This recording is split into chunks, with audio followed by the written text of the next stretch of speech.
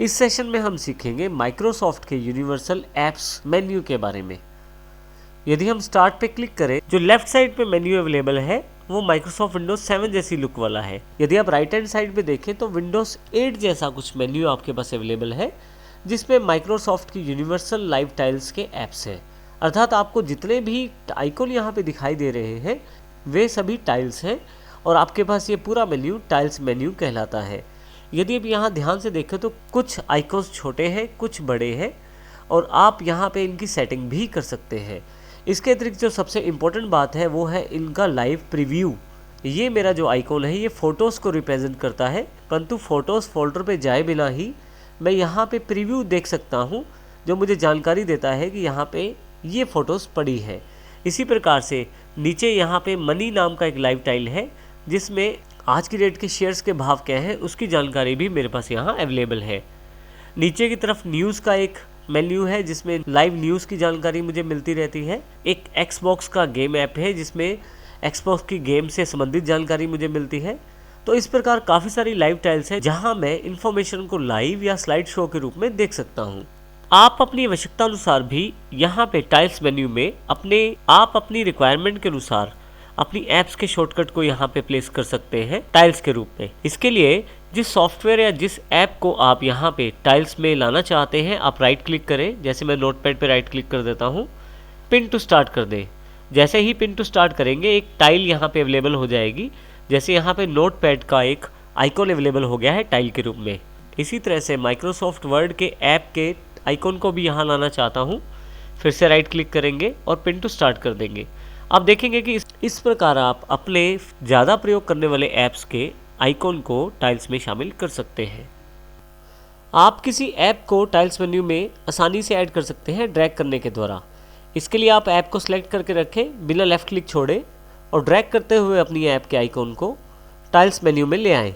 जैसे ही आप छोड़ेंगे तो आपके देखेंगे कि यहाँ पे टाइल्स मेन्यू में आकर उस ऐप का आइकॉन ऐड हो गया है। यदि आप यहाँ से किसी टाइल को हटाना चाहते हैं या आइकॉन को हटाना चाहते हैं तो उसके लिए राइट क्लिक करें। जैसे मैं नोटपैड को हटाना चाहता हूँ, अनपिन फ्रॉम द स्टार्ट कर दें। तो जैसे ही आप अनपिन फ्रॉम द स्टार्ट करेंगे आपके पास ये टाइल हट जाएगी। इसी तरह से वर्ड में भी अनपिन फ्रॉम स्टार्ट कर देता हूँ मैं।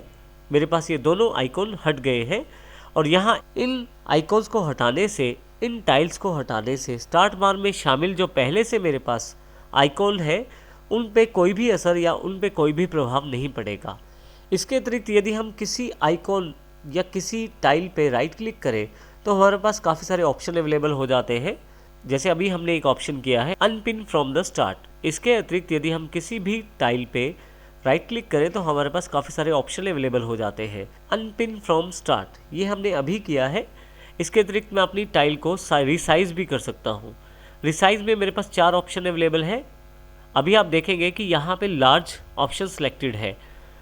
अभी मैं इसको स्मॉल कर देता हूँ तो जो टाइल है वो बिल्कुल छोटे से रूप में यहाँ पे स्मॉल आइकॉन के रूप में अवेलेबल हो गई है। फिर से राइट क्लिक करता हूँ रिसाइज पे मीडियम, तो मीडियम रूप में मेरे पास अवेलेबल हो गई है। और देखिए यहाँ पे स्लाइड शो भी उसका एक्टिवेटेड है। फिर से मैं राइट क्लिक करता हूँ और वाइड कर देता हूँ। ऐप के आइकॉन की चौड़ाई बढ़ गई है और उसने अपने स्पेस को फिक्स कर लिया है। यदि मैं इसे और बड़ा करके देखना चाहता हूँ तो रिसाइज लार्ज, तो आप देखेंगे फिर से उसी शेप में मेरे पास टाइल अवेलेबल हो गई है जिस शेप में पहले थी। आपकी टाइल पे जो स्लाइड शो दिखाया जाता है आप उसको डिसेबल भी कर सकते हैं।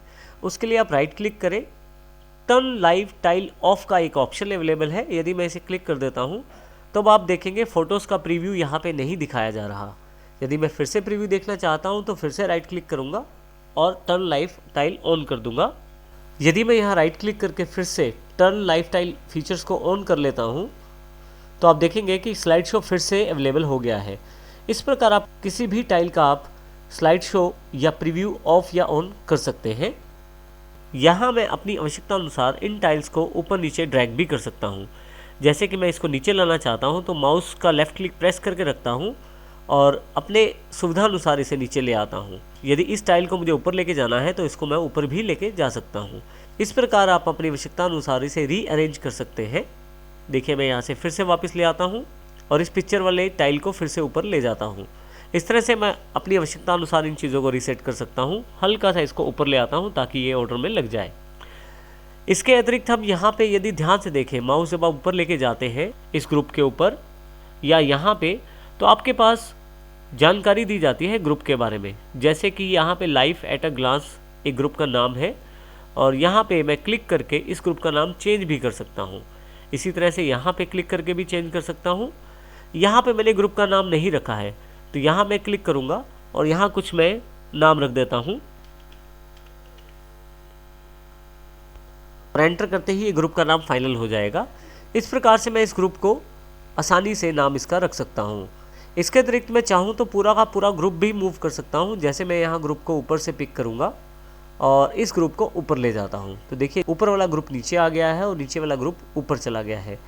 इस प्रकार से टाइल्स मेन्यू को आप अपने अकॉर्डिंग व्यवस्थित कर सकते हैं, ऑर्गेनाइज कर सकते हैं अपनी आवश्यकता अनुसार।